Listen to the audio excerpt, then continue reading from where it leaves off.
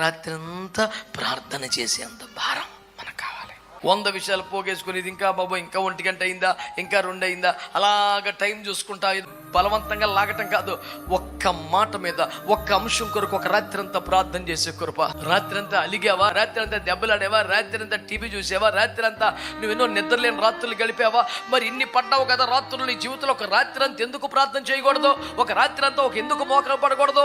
ఈ జబ్బింతే, నా తలరాతింతే, నా దరిద్రం వింటే నాకు ఇంకా తగ్గదంట, నేను సత్తానంట, ఇలాంటి సిగ్గుమాలిన పాపిష్టి లౌకిక మాటలు మాట్లాడే బదులు సమస్తమును మార్చగల దేవుడు, నూతన సృష్టిగా చేయగల దేవుడు, క్రొత్త అవయవాలు పుట్టించగల దేవుడు నన్ను దాటిపోడు, నా కుటుంబాన్ని దర్శిస్తాడు. నేను చావును సజీవుని దేవుని మహిమపరిచేదను, భూమి మీద నీకు సాక్షిగా బ్రతుకుతాను.